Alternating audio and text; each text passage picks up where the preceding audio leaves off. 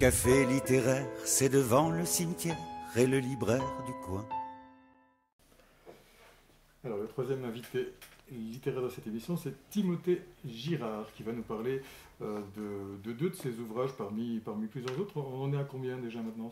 C'est le septième. Le septième. Oui. Alors, c'est un local, il est messin, Timothée. Oui. Alors, cette maison d'édition, le Réflexionnat, c'est quelque chose que tu as créé, toi? Voilà, c'est ça. À la base, c'est un club de réflexion constitué de plusieurs étudiants qui viennent d'un peu toute la France. Et on se regroupe autour de thèmes soit littéraires pour des romans, soit des thèmes sociaux et politiques où on invite certaines personnalités du monde littéraire ou politique local à s'exprimer sur des sujets politiques, sociaux, à les défendre ou au contraire à proposer pourquoi pas, les faire participer en tout cas à un débat aujourd'hui qui est souvent réservé à une certaine élite d'en haut. Bon, alors je suis désolé, mais je m'aperçois que spontanément je t'ai tutoyé, c'est peut-être parce qu'on a le même âge, moi depuis un peu plus longtemps que toi, mais voilà, c'est bien, c'est mieux, je préfère. C'est mieux, alors tutoyons-nous. Timothée Girard, le dernier livre sorti, Salopard, alors il a le don du titre, Timothée, on va voir ça tout à l'heure avec quelques-uns de ses bouquins, Salopard, entre parenthèses, fils de milliardaire repenti. C'est l'histoire d'Antoine de Montpardon. Qui est cet Antoine de Montpardon? Alors c'est le fils, dans le livre, c'est une fiction, c'est le fils du plus gros vendeur d'armes du pays, qui jusque-là a toujours été quelqu'un de très arrogant, de très prétentieux, qui adore embêter le monde, et qui un jour va finalement changer suite à une rencontre qui va lui faire prendre conscience qu'il peut faire des choses beaucoup plus sympathiques et beaucoup plus utiles que simplement d'aller voir les gens pour embêter et pour faire valoir sa personne en brillant sur le dos des autres. D'accord. Bon, je ne dévoile aucun secret, on est avec tes ouvrages, on est un petit peu dans la littérature gay. Hein, pour certains, notamment ces deux-là, oui, c'est vrai. C'est de là, et puis il y a un troisième aussi où on voit le joli fessier. La muse absente. Le jeune homme en arrière-plan. Effectivement, oui, c'est un thème qui me... Alors il n'a pas apporté celui qui a la plus belle couverture. Il l'a gardé pour lui. Ah oui, elle est en grand poster dans ma chambre. Je n'en doute pas. On parlera tout à l'heure d'un autre ouvrage qui est plutôt un manifeste. Alors là aussi, un titre, autant de Rimbaud, on aurait sans doute dit « Ah, c'est inverti », mais lui, il l'a titré « ACPD », manifeste sur l'intolérance de l'homophobie, un titre qui pourrait presque te créer des ennuis, non? Mais peut-être pas, mais... J'en ai eu. Tu en as eu? J'ai eu certaines personnes... alors d'abord, le titre, en fait, c'est presque un titre qui va aller dans le sens de l'homophobe, pour l'inciter à acheter ce livre en disant « Chouette, on va en parler, on va taper dessus, on va taper sur les homos ». Bon, je caricature. Et finalement, à l'intérieur, c'est plus une réponse que je donne à certaines idées reçues sur certains homophobes ou autres qui parlent beaucoup sur les homosexuels en prenant en compte uniquement des préjugés, qui moi me dérangent beaucoup. C'est pour ça que le titre est assez clash, si on peut dire, c'est que le public visé finalement est celui qui est contraire à celui qui adhérera à ce qui est écrit ou non. Bon, je veux qu'on en parle un peu plus tard, mais finalement, puisque tu as commencé, on va continuer avec ce livre-là. Il n'est pas très épais, hein, c'est un petit manifeste. Alors, il est arrivé comment et pourquoi? Tout à l'heure, on en parlait un petit peu hors caméra tous les deux. Il n'est pas arrivé comme ça, ce bouquin. Il y a quelque chose en amont qui voilà, l'a provoqué. C'était donc il y a 2 ans, donc j'avais 20 ans, et on me disait, on m'a dit plusieurs fois, puisque je suis homosexuel, j'ai sans doute des tendances pédophiles, des tendances, des mots assez violents et totalement inappropriés qui m'ont beaucoup blessé. Et c'est vrai qu'en réponse à ces gens-là que je connaissais et qui se sont mis à avoir ce genre de discours quand ils ont appris pour mon homosexualité, j'ai écrit ce très court manifeste comme une réponse où je leur explique ma vision des choses par la différence en tout cas que je considère entre l'homosexualité et tout ce qu'on y assimile sans aucune véracité. Il y a toujours cet amalgame homosexuel, pédophile. Dans ce manifeste, oui, comme c'était une réponse à ce qu'on me disait. Qui revient beaucoup sur le tapis. En ce moment, ça vient énormément. J'entends des gens d'église dire si on ouvre, c'est le grand débat du mariage homosexuel en ce moment, même s'il y en a d'autres. Mais c'est vrai que j'entends des gens d'église ou des intellectuels, en tout cas qui se revendiquent intellectuels, assimiler assimiler l'homosexualité à des choses qui sont totalement détachées finalement de cette orientation sexuelle et amoureuse, parce qu'il ne faut quand même pas oublier que ce n'est pas uniquement du sexe. C'est vrai que l'assimilation de ces mots-là, pédophile, homosexuel, ou polygame, homosexuel, c'est quelque chose qui est très blessant et qui scinde en même temps la société, puisque on diabolise, de cette manière, on diabolise l'homosexualité, on veut la décrédibiliser et lui enlever une légitimité qui, de par l'âge de l'homosexualité, qui a toujours existé, est légitime aujourd'hui. Et on essaie de faire en sorte que l'homosexuel aujourd'hui soit, ne soit pas habilité à avoir les mêmes droits que les autres parce qu'ils ne sont pas moraux, ils ne sont pas moraux, etc. Alors d'une part, il y a ce fameux amalgame qu'on vient d'évoquer, homosexuel égale pédophile. Et d'autre part, le paradoxe est là, Najat Vallaud-Belkacem, la porte-parole du gouvernement, elle veut faire entrer les homosexuels à l'école. Un poème dans un manuel scolaire serait-il mieux compris si l'on précisait l'orientation sexuelle de son auteur? Najat Vallaud-Belkacem lance le débat dans le magazine Gay Têtu. Elle souhaite briser un tabou. Aujourd'hui, ces manuels s'obstinent à passer sous silence l'orientation gay de certains personnages historiques ou auteurs, même quand elle explique une grande partie de leur œuvre, comme pour Rimbaud. Les collectivités territoriales seraient incitées à acheter les manuels qui feraient plus d'efforts de transparence. Pour le rédacteur en chef de Têtu, cela permettrait de lutter contre les préjugés. Dire aux jeunes dans les écoles que des grands hommes, que ce soit des rois de France ou des poètes, ont pu être attirés par des hommes, c'est aussi faire comprendre aux jeunes que ce n'est pas un mal, un péché ou que sais-je encore. Pour certains parents d'élèves, en revanche, la mesure n'est pas du tout prioritaire. Il y a des vraies difficultés à tout justifier et à tout vouloir normer. L'école n'est pas là pour enseigner tout et n'importe quoi. L'école est là pour enseigner des savoirs. Je ne pense pas que ce soit fondamental de connaître, d'avoir une matière qui s'appelle préférence homosexuelle.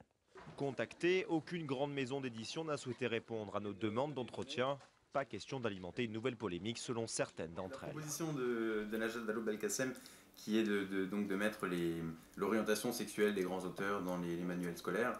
Bon, je comprends que ça puisse choquer, en même temps ça ouvre un vrai débat, est-ce que c'est réellement utile?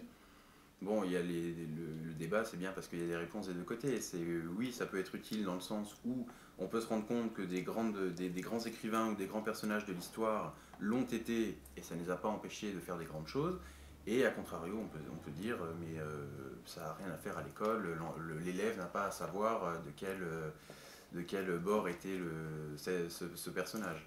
Bon, personnellement, je me dis que ça pourrait être une bonne chose, simplement pour que les gens prennent conscience qu'aujourd'hui, il n'y a pas de plus en plus d'homosexuels, c'est pas un effet de mode, c'est très dur d'aller contre ses propres orientations sexuelles et amoureuses, mais disons qu'il se cache de moins en moins. Et c'est vraiment ce que pourrait faire prendre conscience donc la proposition de Najat Vallaud-Belkacem, à mon sens. Alors j'en parlais parce que elle prend pour exemple justement Rimbaud. Elle aurait pu parler de Gide, de Proust, de Shakespeare, de plein d'autres. Ouais. Mais elle a pris pour exemple Arthur Rimbaud, et bon, puisqu'on parle de Rimbaud aujourd'hui, j'avais envie aussi de faire allusion à cette proposition-là. Et toi, alors à titre personnel, parce que là tu viens de parler du pour et du contre, et toi, qu'est-ce que tu en penses à titre personnel de cette proposition?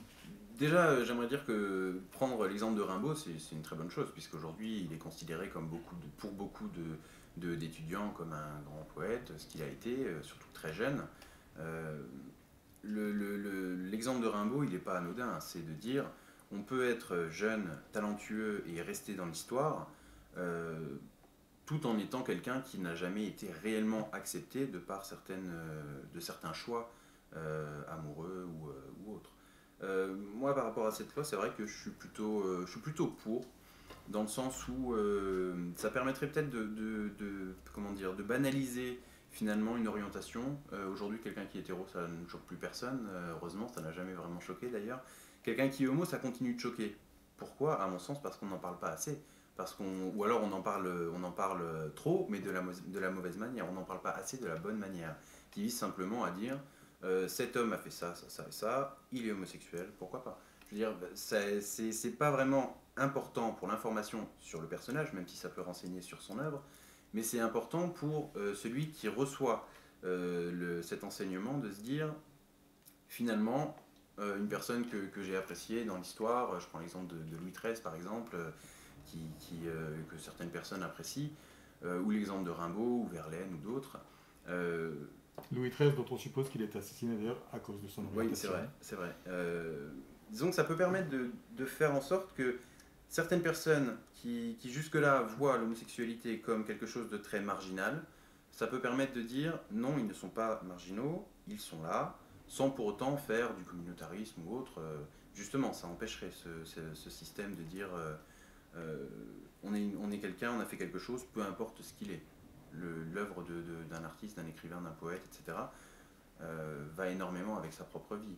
On prend l'exemple qui n'était pas homosexuel, mais l'exemple de Victor Hugo. On ne peut pas séparer son œuvre de son parcours personnel, de sa vie personnelle, avec toutes les tragédies qui s'y rattachent. Je me demande, est-ce que c'est vraiment essentiel? Je comprends ton point de vue, mais est-ce qu'il serait important, par exemple, de dire que Victor Catemo, on l'a remarqué tout à l'heure, est hétérosexuel?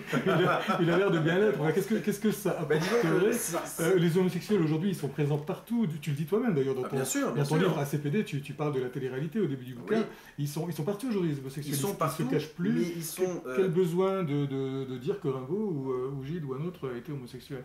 Qu'est-ce que ça apporte? Ça apporte, bon, outre une certaine autre compréhension de ce que ces gens ont écrit ou fait, ça permet aussi de, ce que je disais, de débanaliser, si on peut dire, une orientation, de banaliser une orientation, de dire finalement, depuis de tout temps, il y en a eu, et c'est pas seulement aujourd'hui qu'ils apparaissent, c'est ça que je veux dire. En même temps, tout le monde le sait en même temps. Tout le monde le sait. Shakespeare, on sait parfaitement que les sonnets de Shakespeare ont été écrits pour un homme. Ça, tout le monde le sait. Je veux dire qu'un gamin en seconde, il en est conscient, je pense. Oh, pas toujours. Moi, je le sais oui. Nous, c'est vrai que, moi, je me rappelle au lycée, on avait posé la question une fois, ne serait même pour Rimbaud, c'était d'ailleurs pour Rimbaud, on avait posé la question, mais Rimbaud, est-ce qu'il était homosexuel? Et le prof avait répondu de manière très évasive, il avait dit, oh, vous savez, ce genre de choses, c'est ailleurs qu'à l'école qu'on en parle. Et ça m'avait choqué, parce que je trouve que c'est au contraire à l'école qu'on doit aussi sensibiliser, d'une manière un petit peu détournée, mais sensibiliser les jeunes générations à une orientation qui a toute sa place, mais une place qui ne doit pas être, comme certaines fois à la télé en tout cas, caricaturée et, je dirais, grossie sur certains traits très trash et colorés, disons. Justement, si on prend l'exemple de ce prof qui manifestement semble être mal à l'aise avec le sujet. Oui. Là, si la proposition est acceptée, on va obliger les profs plus ou moins à aborder ce sujet. Alors comment est-ce que les profs qui sont mal à l'aise avec ce sujet, justement, vont pouvoir amener ça à leurs élèves sans tomber peut-être dans justement le travers de l'homophobie, peut-être involontairement? Mais être professeur, je suis encore jeune, je ne suis pas prof, mais être professeur, à mon sens, ce n'est pas donner son avis, c'est même pas apprendre ce que c'est que l'homosexualité si on parle d'un auteur qui est homosexuel, c'est simplement de dire il l'a été. À mon avis, ça ira pas plus loin, et heureusement. C'est vrai que, comme vous dites, ou comme tu dis, on peut après pencher vers un discours plus ou moins homophobe, ou au contraire homophile, enfin bon. Mais le fait de l'inscrire simplement en tant qu'anecdote, ça peut permettre, à mon avis, une meilleure compréhension et de son œuvre, et une meilleure compréhension de la communauté, même si je n'aime pas ce mot-là, de la communauté homosexuelle à travers les âges et à travers l'art. D'accord. Bon, on verra bien si cette proposition, en tout cas, passera ou non. Moi, je n'ai pas d'avis sur le sujet. Je voulais juste qu'on l'aborde parce que c'est d'actualité. On va revenir à ton œuvre, même si elle est pour l'instant très peu fournie. Cette petit bouquin, quoique, pour un garçon de 22 ans, c'est quand même déjà 23. C'est quand même déjà pas... Ah, 23, t'es plus vieux que moi, donc. Ah, depuis moins longtemps. Plus âgé d'un an. Alors, donc, on va revenir donc à ce que tu as écrit. Alors moi, je n'ai lu que le dernier, Salopard, fils de milliardaire repenti, et puis ce manifeste ACPD, manifeste sur l'intolérance de l'homophobie. Qu'est-ce que tu as écrit d'autre brièvement? Raconte-moi un petit peu, et comment tu es venu également à l'écriture. L'écriture, c'est venu quand j'étais en 5e, où je faisais énormément de sport avant, et suite à quelques soucis de santé, je me suis mis à écrire de plus en plus au fur et à mesure des années où j'ai dû arrêter de plus en plus le sport. Et finalement, c'est devenu une passion et une envie de m'exprimer sur soit sur des histoires, soit donc il y a ce manifeste sur l'homophobie. J'ai également écrit un essai sur la laïcité. Et au niveau des romans, ça a été très longtemps des histoires effectivement très gays, très LGBT comme on dit. Mais c'est pas uniquement ce qui m'intéresse, c'est de décliner plutôt l'homosexualité dans des histoires très différentes à chaque fois. Ça c'est vraiment ce que j'apprécie. On me l'a reproché d'ailleurs, on m'a déjà dit mais tu te rends compte, tu n'écris que sur des homosexuels, etc. Et la réponse que j'avais donnée, un peu arrogante, mais qui m'avait beaucoup amusé, c'était de dire et alors, certains auteurs ont écrit des histoires hétérosexuelles toute leur vie, on leur a jamais reproché. Je veux dire, pourquoi est-ce qu'on pourrait pas écrire sur un amour qui nous inspire plus qu'un autre? Mais je me diversifie en ce moment. J'écris, là, je termine un autre livre qui parle d'une femme et qui n'est pas homosexuelle. Je vais plus loin. Alors comment te viennent les sujets justement? On va revenir à Salopard. Comment est arrivé ce livre? Antoine de Montpardon, c'est quand même c'est assez particulier comme histoire, aller chercher comme ça un aristo un peu avec ce parcours de vie particulier, et puis surtout ce revirement dans sa vie, c'est quelque chose... c'est quelqu'un que tu as rencontré? Il t'a été inspiré par quelqu'un, ce garçon? Alors oui, l'histoire m'est venue cet été en fait, mi-juillet, où j'en parlais je parlais de la relation amoureuse avec la mère de mon ami, et une autre personne que ma belle-mère a dit, 2 personnes qui se mettent ensemble sont faites pour se ressembler. Et moi je n'étais pas d'accord, et j'avais dit non, c'est faux, et j'ai décidé d'en faire un livre. Donc là, cette espèce de paradoxe total entre un jeune fils de milliardaire et un autre personnage qui était obligé de travailler pour payer ses études, qui a une vie beaucoup plus comment dire, conventionnelle pour les jeunes d'aujourd'hui. Je me suis dit, je vais mettre en corrélation ces 2 personnages. Et c'est aussi ma rencontre avec mon ami actuel qui m'a permis de me dire on peut changer sur beaucoup de points quand on rencontre quelqu'un. Et dans ce livre-là, dès le début du livre, on voit à quel point le personnage principal est effectivement un salopard, même si dans le titre c'est mis entre parenthèses, mais c'est pour qu'on ne soit pas obligé de le dire à chaque fois en fait. Et à quel point il devient ensuite quelqu'un de très tendre, de très doux, de totalement différent. Ce que j'ai voulu faire, c'est un peu comme une catharsis où, en lisant ce livre, on passe par énormément de sentiments. D'abord, on rit et on se moque. Ensuite, on est là et on entre dans une histoire amoureuse dans laquelle le personnage principal, qui devient beaucoup moins arrogant, se met à douter. On devient triste et puis à la fin, on reprend espoir sur une fin un peu moins triste que une certaine partie du roman.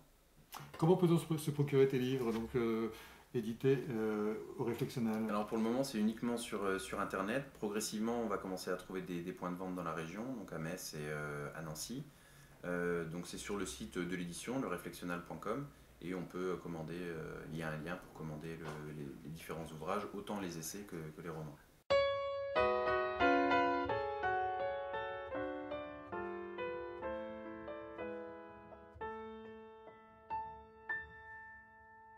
Mon café littéraire, c'est devant le cimetière et le libraire du coin. Vaut mieux râler en face, chercher la dédicace d'un académicien. Son premier manuscrit fut à la bombe écrit contre sa devanture. Au café littéraire...